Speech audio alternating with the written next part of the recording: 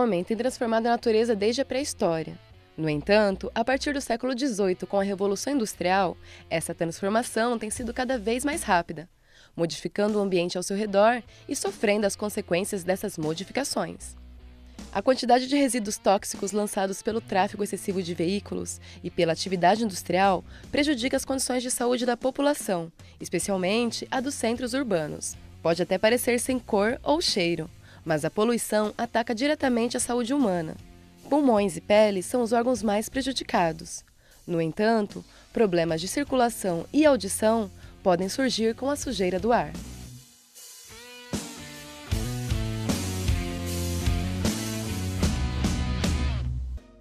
A poluição sonora ocorre quando, em um determinado ambiente, o som altera a condição normal da audição.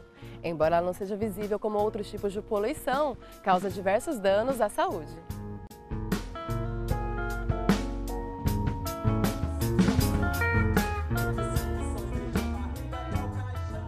Conversamos com a fonoaudióloga Érica Cita sobre os efeitos e prevenção da poluição sonora.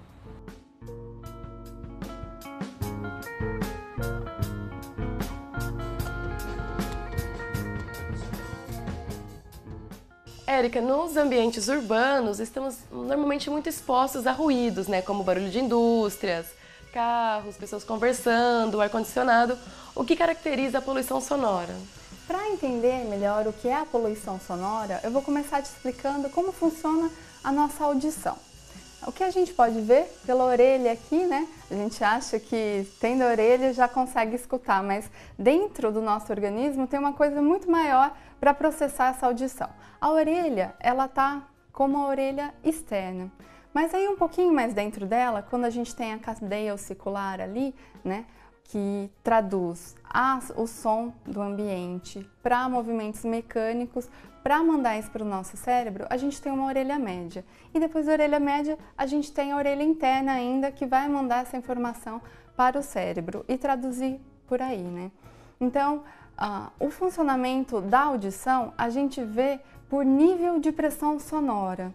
O som que estiver acontecendo no ambiente, em intensidade, que a gente consegue entender como um volume, a partir de então, a gente consegue definir se o ambiente está muito ruidoso ou não. Esse som, ele é caracterizado como decibéis.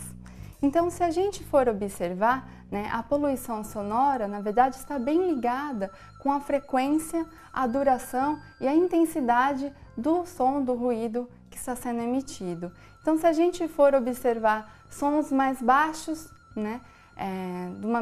de um equipamento tecnológico, um notebook, por exemplo, pode até ser, ele não vai interferir se ele for a curto prazo, mas se ele tiver um som, esse mesmo notebook ligado o dia inteiro, com mais outros ruídos associados, aí vai aumentando o nível dos decibéis e isso caracteriza a poluição sonora. Qual seria então o limite de decibéis que podem ser ouvidos sem ser afetado pelo som? Aqui, mais ou menos, nós conversando, a gente está por base de uns 55 decibéis. Se a sala tivesse vazia, vamos pensar numa biblioteca, que tem um pouquinho só de barulho. A biblioteca, ela tem por volta de uns 35 decibéis.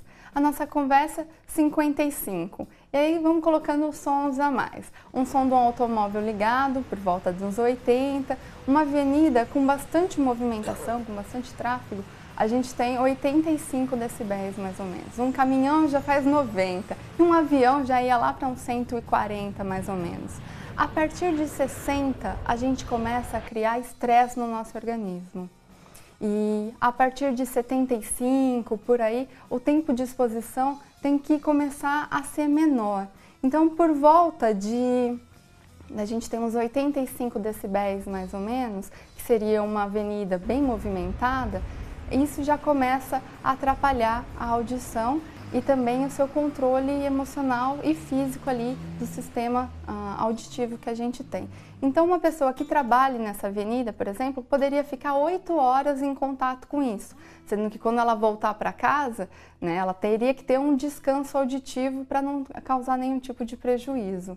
E por exemplo, uma pessoa que trabalhe num ambiente que é mais tranquilo, à noite pode abusar um pouquinho mais ouvindo um som alto e tudo mais. Mas sempre depende, se o som tiver mais ou menos a uns 85, já tem que começar a prestar atenção para ser 8 horas. E a cada 5 decibéis que vai se aumentando, você tem que diminuir pela metade o tempo de exposição. Então, por exemplo, de 85, 8 horas. 90 decibéis, você já pode ficar 4 horas.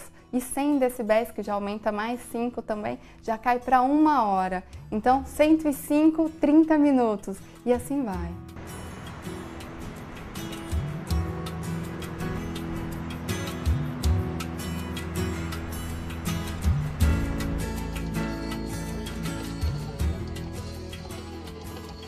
E em relação às pessoas que vão para uma discoteca, para um show e voltam com um zumbido no ouvido? Lá na nossa audição, né, que a gente tem os 3 tipos de orelha, na orelha interna a gente tem a cóclea. E dentro da cóclea a gente tem como se fossem uns cílios, umas células ciliadas, que onde passa ali o som, elas captam para mandar isso para o cérebro. Quando o som ele é muito forte, essas células têm que se proteger para a hora que passar esse líquido, elas não se desfazerem e se desmontarem. Essa proteção dela faz com que você escute esse zumbido no dia seguinte. Porque uma balada, ela tem normalmente, uma discoteca, um bar, assim, entre 100 e 130 decibéis, mais ou menos. E isso já está afetando, porque a gente fica mais do que 1 hora lá dentro dessa balada, né? Então, esse som interfere como se fosse uma proteção. Esse zumbido que a gente escuta é uma proteção. Então, no dia seguinte, você escuta ele, às vezes por 1, 2 dias, a célula está se recuperando e depois ela volta a escutar normalmente. Mas se você começar a ir frequentemente, por exemplo, um final de semana inteiro, pode ser que isso seja prejudicial um pouquinho mais para frente, porque uma vez que essa célula morre, ela não se regenera e vem daí a perda auditiva induzida por ruído. Nossa, então a pessoa tem que tomar realmente muito cuidado, né? Sim, ainda mais agora que a gente tem bastante jovens, né, usando equipamento de fones de ouvido, porque eles querem abafar muitas vezes o som do ambiente, né, para se interiorizar naquela música que eles curtem, e às vezes eles não usam uma proteção adequada, colocam no volume máximo, e isso também está interferindo nessa quantidade de decibéis que está recebendo e nessas células da captação do som do ambiente, para você compreender no cérebro como funciona. Quais seriam as consequências, então, além da surdez, de uma possível surdez, para o físico e psicológico das pessoas expostas à poluição sonora? A partir de 60 decibéis, mais ou menos, a gente já começa a sentir um certo estresse. Até uns 75, a gente ainda está não está muito forte esse estresse, mas a partir de então que a gente tem ali umas leis de proteção, que a gente precisa viver em ambientes residenciais, que tem até um certo tanto de ruído diariamente. As leis do silêncio. Sim, as leis do silêncio. Ou a níveis industriais, que pode um pouquinho mais, né? A gente tem isso como uma maneira de proteção também.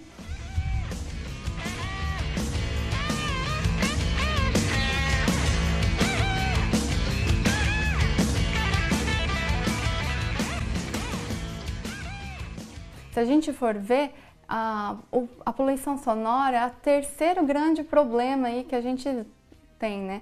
Primeiro, pela poluição do ar, os agrotóxicos, né, que a gente pode ver, ou funções de trabalho também, que as pessoas estão tendo bastante problema osteoarticulares por conta de uso de computador e tudo mais.